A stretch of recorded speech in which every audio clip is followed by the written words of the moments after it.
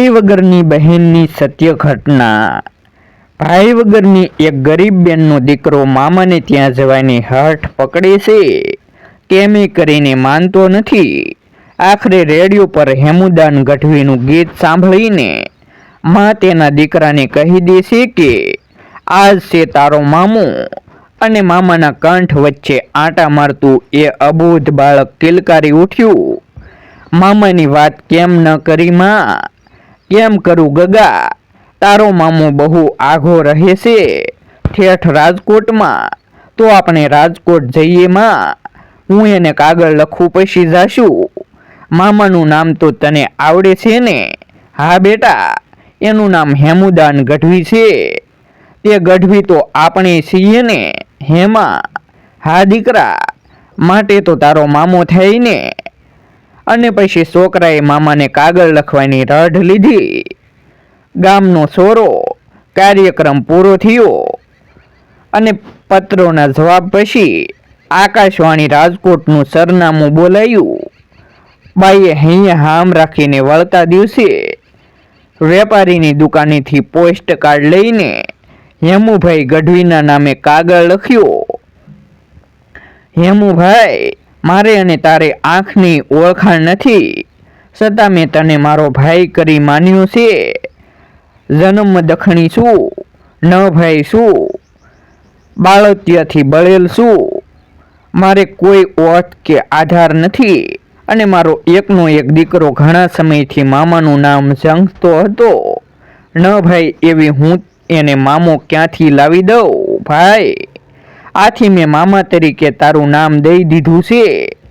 Radio ઉપર તારું ગીત સાંભળ્યા પછી સરનામું યાદ રાખીને આ કાગળ લખું છું। જો મારી વાત તને ગોઠે તો છોકરાનો મામો થાજે અને એકાદ આંટો આવજે, નીકર મારા આ કાગળને નકામો સમજીને ફાડી નાખજે અને અમને માફ કરી દેજે। હાવ વીરા, તારા દૂધ અને દીકરા જીવે, ભૂલ સુખ માફ કરજે। બાઈનો કાગળ ગામનો સોરો વિભાગમાં પહોંચ્યો અને ત્યાંથી આકાશવાણીનો પટ્ટાવાળો કાગળ લઈને હેમુભાઈ ગઢવીને પહોંચાડી આવ્યો। 83 વાક્કી લીટીઓ, શેખ શાક અને એળિયા અક્ષરોવાળો કાગળ હેમુભાઈ ગઢવીએ મથીને ઉકેલ્યો અને કાગળની ઉકલત જ્યારે હૈયે વસી ત્યારે એની આંખો ભીની થઈ ગઈ। ઓહ જીતવા, દરેક કલાકાર જે તત્વને પામવા મથામણ કરે છે અને પોતાની કલાના કવન કથનમાં પ્રાણ પૂરવા માંગે છે, એ જ તત્વ આજ સામે ચાલીને મને નિમંત્રી રહ્યું છે। ભલે મારી બોન, હું એકવાર નહીં 7 વાર તારો ભાઈ, ધર્મનો નહીં પણ માજણીઓ માનજે મારી બેન। અને સોરઠના મોરલાની ગળગ જે કંઠમાંથી ધગધગતી હતી, એવો કંઠ ડૂમાંથી સલકાઈ ગયો। આખા સોરઠને કરુણ સંગીતિકાઓથી રોડાવતો એ ખમતીધર ગાયક ખુદ રડી પડ્યો। બાઈનું નામ, ગામ અને જવા માટેનો રસ્તો હૈયે લખીને હેમુદાન ગઢવીએ કાગળ ખિસ્સામાં મૂક્યો અને એની ઉપર એક દેવી પુત્રની પ્રતિજ્ઞા પણ મૂકી દીધી કે હું જીવતો હોઈશ તો ઘેર છેવટે પગે ચાલીને પણ આવીશ બેન। તારો કાગળ તારી આશા અવર્થે નથી ગયા। આકાશવાણીના અનેક કામ વચ્ચે ઠેક ઠેકાણેથી ડાયરાના નોતરા આવતા રહેતા અને દરેક વખતે હેમુ ગઢવી ગિરનારની સાયાનું જૂનાગઢ પાસેનું એ નાનકડું ગામ ઝંખી ઉઠે અને મનોમન આરદા પણ કરે કે એ બાજુનો કાર્યક્રમ ગોઠવાય તો બહેનને ઘેર જઈ આવું અને ભાણાને માથે હાથ ફેરવતો આવું, પણ મેળ મળતો નથી। માં, હેમુ મામાનો કાગળ આવ્યો। છોકરો એની મા પાસે રોજ ઉઘરાણી કરે છે, આવશે બેટા, મામો બહુ કામમાં છે। માં જવાબ આપે છે અને મનોમન રહેસાઈ જાય છે, અરે રે, ક્યાં હેમુદાન ગઢવી જેવો જબરો ગાયક કલાકાર અને ક્યાં પોતે મોટરોમાં ભમનારો, ફૂલના હાર પહેરનારો, સભાઓને ડોલાવનારો, રેડિયો ઉપર ગાઈને આખા કાઠિયાવાડ મલકને ક્યારેક હસાવનારો, ક્યારેક રડાવનારો ભડભાદર આદમી અને ક્યાં નમૂડિયા નોંધારા ગરીબડા એવા મેં એને ભાઈ માન્યો, મારા છોકરાનો મામો કહ્યો. કારણ વગરની આ વાત એને મહેણા જેવી લાગી હશે ને. મેં બહુ ભૂલ કરી, પણ હવે શું થાય? બાણ તો ભાથામાંથી છૂટી ગયું છે. હે જોગમાયા, હવે તો તું કરે તે ખરું. પોષ માસની હાડકા નોખા કરી નાખીએ એવી ટાઢ છે.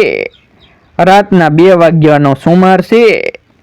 જૂનાગઢ બાજુથી લોકડાયરાનો કાર્યક્રમ પૂરો કરીને રાજકોટ જવા નીકળેલા લોક સાહિત્યકારોને લઈને એક ટેક્સી પૂરપાટ વેગે દોડતી જાય છે. આ ટેક્સીમાં હેમુદાન ગઢવી પણ છે, સાથે લાખાભાઈ ગઢવી અને બીજા કલાકારોનો કાફલો છે. ડ્રાઈવરને બીજું ભાડું છે, માટે રાજકોટ પહોંચવાની તાલાવેલી છે. અંદર બેઠેલા કલાકારોને પણ ઝટ રાજકોટ આવે એની તલબ છે, કેમ કે એ સૌના સામટા પુરસ્કારનું ભર્યું કવર હેમુદાન ગઢવીના કોટના ખિસ્સામાં છે. ભાઈ, આ પડખે ગાડી જરાક ધીમી રાખજે અને રોડ ઉપર પાટિયું આવે તો થોભી જજે. મારે જરાક એ ગામમાં ખોટી પોસે. અને આટલી વાત થઈ કે એ ગામનું પાટિયું ગાડીની હેડલાઇટમાં પકડાયું. સાહેબ, આપ કહો છો એ ગામનું પાટિયું હવે આવશે? અને ટેક્સી પાટિયા પાસે થોભી. હેમુભાઈ ગઢવીએ ગામનું નામ વાંચ્યું. એ જ ગામ હતું જ્યાં પોતાની ધર્મની બહેન કાગડોળે ભાઈની રાહ જોતી હતી. રહો ભાઈ, હું જઈ આવું, કહીને હેમુભાઈ ગઢવીએ ટેક્સીની બારી ખોલી. કાં હેમુભાઈ, આમ? લાખાભાઈ ગઢવી નવાઈ પામીને બોલ્યા, ગામનું કામ છે કે ગામમાં જવું છે? આ ટાઢ તો જુઓ, અહીં મારી એક બહેન રહે છે. ઊભો મળતો આવું તમારા બેન આ ગામમાં. હેમુભાઈ ગઢવીના સગા સંબંધીઓને ઓળખનાર એવા લાખાભાઈ ગઢવીએ દાંત કાઢ્યા. મને ખબર છે કે આ ગામમાં તમારા બેન નથી. મને એકને જ ખબર છે કે મારી બહેન આ જ ગામમાં છે. કહીને હેમુભાઈએ પણ દાંત કાઢ્યા. મારી ધર્મની બેન છે ભાઈ, પણ એ બધી હું તમને આવીને વાત કહીશ. અને ગામ તરફ ડાંફો ભરીને બાકીના શબ્દો હેમુદાને પોસ્ટની કડકડતી ટાઢના કિલ્લામાં ફેંક્યા. નિરાતે બધી વાત કરીશ. ઊભા રહો સાહેબ, ડ્રાઈવરે કીધું. ગાડી ગામના પાદરમાં જ લઈ લઉં.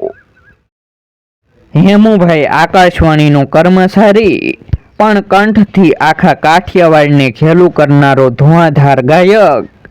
એવા આદમીને પોષની રાતે ચાલીને જવા દેવાય?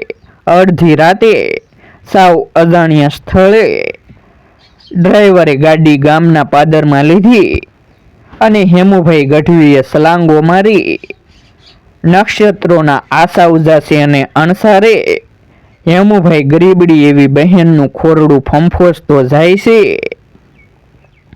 ગામના જાગી ઉઠતા કૂતરા દાડવે છે ત્યારે ધૂળની મુઠ્ઠી ભરીને સામનો કરે છે. આખરે એક ખોરડાની ખડકી ઉપર ઝાંખા સિંદુરિયા ત્રિશૂળના નિશાન જોયા અને પામી લીધું કે આ ખોરડું સારણનું છે અને એમાં જ બહેન રહે છે. માતાજીનું નામ લઈને હેમુદાને સાંકળ ખખડાવી અને એ વખતે અંદરને ઓરડેથી કાઠીના ખાટલાનું વાણ કચકચ થવાનો અવાજ આવ્યો. અને પછી થોડા અણગમતા વેણ, અટાણે કોણ છે? એ તો હું હેમુદાન ગઢવી બોન. હે હેમુભાઈ, રેડિયો વાળો? હા બોન, રેડિયો વાળો તારો ભાઈ. એ હાંફળી થતી હાથમાં દીવડો પકડીને બારણા તરફ દોડી. મારો બાપલિયો, મારો વીરો ઈદો, મારો ભાઈ આવ્યો. ખમ્મા તુને વીરા. હાથમાં ટમટમતો દીવડો પકડીને બાએ બારણું ઉઘાડ્યું. સામે કિંમતી વસ્ત્રોમાં શોભતો, પોતાનો જીભનો માનેલો પણ જિંદગીમાં ક્યારેય નહીં જોયેલો એવો ભાઈ ઊભો હતો. માલિપા આવ્યો ભાઈ. અટાણે ક્યાંથી ભાઈ? જૂનાગઢ બાજુ એક કાર્યક્રમ હતો બહેન. હેમુદાને આખા ઓરડામાં આંખ ઘુમાવી. આયખાના દુખીપામાં શેકાતી પરબા બીડી જેવી બહેનના ગરીબડા ચહેરા સામે જોઈને હેમુદાને ઉમેર્યું, મેં કહું બેનનું ગામ રસ્તામાં આવે છે, તે મળતો જાઓ. હે ભાઈ, મારો કાગળ તને પૂગ્યો તો? હા હા પૂગ્યો તો. સાસવીને મારા ખિસ્સામાં રાખ્યો તો, પણ નોકરીના કારણે રજા નહોતી મળતી બેન. અમે તો મા દીકરો કઈ દીના તારી વાટ જોતા હતા ભાઈ. અને વાતુના ઉભરે ભાઈ આવ્યાની વધામણીએ સાવ ગાંડી બનેલી બાઈને વળી પાછું સાંભળી આવ્યું. અરર, મુય હું તો તારા ઓરણા લેવાનું સાવ ભૂલી ગઈ. બહેનને ઉલ્લાસિત હાથની કળાઈઓ ભાઈના માથા તરફ લાંબી કરી હેમુદાને માથું નમાવ્યું. બહેને 10 આંગળીએ ભાઈના દુઃખના લીધા. તને જોગમાયા કરોડ વર્ષનું કરે વીરા. હૈયામાં ઉભરાતી વાતો વળી પાછી અવળ સવળ થઈ. એમાંથી વળી પાછી સાંભળણ ઉભરી. હે ભાઈ, મારા ભાભી અને મારા ભત્રીજા બધા આનંદમાં છે ને? બધા મજા કરે છે બેન, અને તમને તથા મારા ભાણાને આંટો તેડાવે છે. ખમ્મા ભાભીને મારા બાપ એટલે બધે તો અંજળે અવાય, પણ જીવતી હઈશ તો જરૂર આવીશ. અને વળી પાછું સાંભળી આવતા ગોદડું હેમુદાનના ખોળામાં મૂક્યું. ઓઢ ભાઈ, કેવી આકરી ટાઢ છે બાપ. ગોદડું ઓઢવાની જરૂર નહોતી, છતાં ભાઈએ ઓઢવાનો દેખાવ કરીને બહેનને પૂછ્યું, મારો ભાણો મામાને ઘેર જવાનું વેન કરતો તો ખરું ને બેન? અરે હા ભાઈ, એ તો હું ભૂલી જ ગઈ. બાઈ સૂતેલા છોકરા પાસે ધસી ગઈ.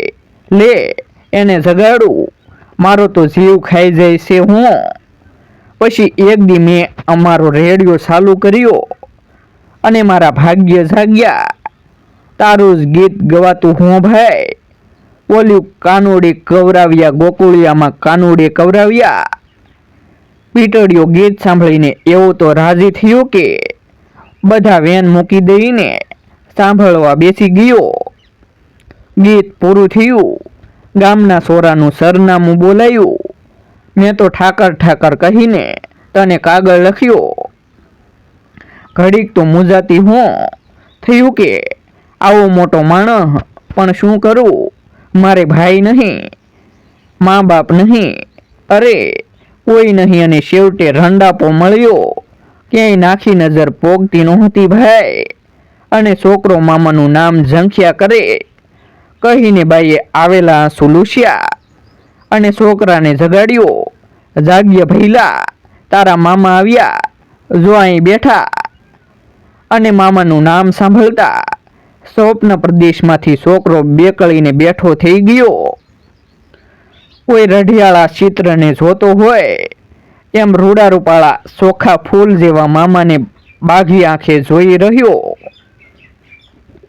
હેમુભાઈ ગઢવી ઊભા થઈને ભાણા પાસે બેઠા.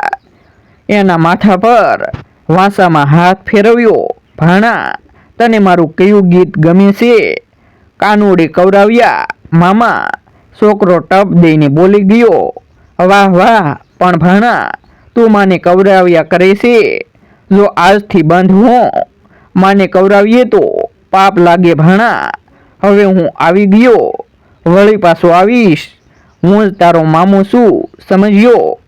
હા, હવે વેન નહીં કરું મામા. જો મામા આવે, ખારેક ટોપરાને સાકર લાવે. હેમુદાને બાળક સાથે બાળ સહજ ગમત કરી. પણ આ મામો કંઈ લાવ્યો નથી કાં? અરે ભાઈ, બોલી માં. છોકરાની માં દોમાતા કંઠે બોલી. તું પોતે મારી જેવી રાંકડી બેનને સંભાળીને મારે આંગણે આવ્યો એટલે ગોળના ગાડા આવ્યા. અને પછી અચાનક સાંભળણ આવી એટલે બહેન બોલી, અરર, હું તો ભૂલી ગઈ, લે ભાઈ થોડોક સા કાઢું. જરૂર નથી બોન. હેમુદાન ગઢવી પડું ભીતડાના લટકેલા નળિયાવાળા ગરીબીથી સલકાતા ખોરડાના હેતના સાસા મોતીડા વરસતા જોઈને ગદગદ થઈ ગયો.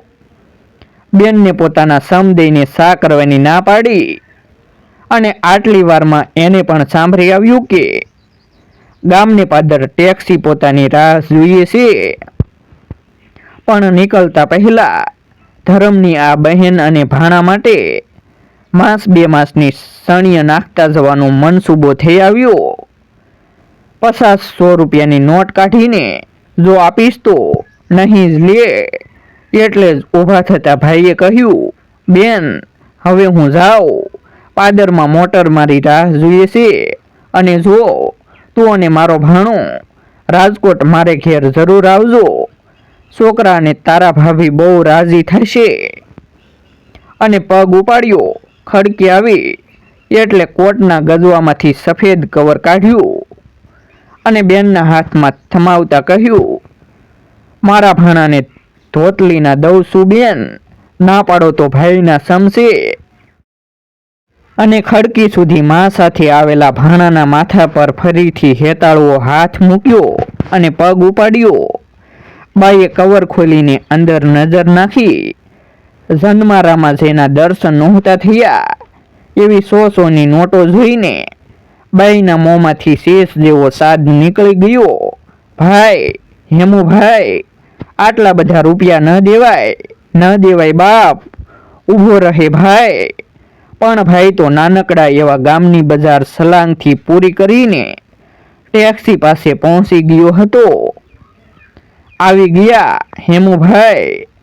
કલાકારોએ રાજીપો અનુભવ્યો અને હેમુભાઈને લઈને ટેક્સી વળી પાછી રાજકોટ તરફ દોડવા લાગી. મોં સૂઝણા ટાણે મોટર રાજકોટ પહોંચી ત્યારે હેમુભાઈ ગઢવી બોલ્યા, મિત્રો, તમારો સૌનો પુરસ્કાર હું આપી શકું તેમ નથી કાં? મિત્રો શું ક્યાં, કવર પડી નથી ગયું, પણ આપણા સૌના પુરસ્કાર વાળું આખું કવર મેં મારી જીભની માનેલ બેનને દઈ દીધું. ભાઈ, એના દુઃખ અને ગરીબી મારાથી જોયા ન ગયા. એટલે આગળ પાછળનું કાંઈ વિચાર કર્યા વગર દઈ દીધું. પણ છતાંય તમને સૌને તમારું મહેનતાણું મેળવી આપવાની ખાતરી આપું છું. કહીને હેમુદાન ગઢવીએ બાઈના ઘરની અતથી ઈતિ સુધીની માંડીને વાત કરી. શાબાશ કલાકાર. લાખાભાઈ ગઢવી અને બીજા અન્ય કલાકાર મિત્રો રાજી થયા. તમે બહુ મોટું પુણ્ય કર્યું હેમુભાઈ. અને સાંભળો, તમારી બેન એ અમારી જ બેન ગણાય. હવે પૈસાની વાત જ ન કરશો. આવા જ નવા પ્રેરણાદાયક વિડીયો જોવા માટે અમારી YouTube ચેનલ સબસ્ક્રાઈબ કરો અને વિડીયોને લાઈક કરો.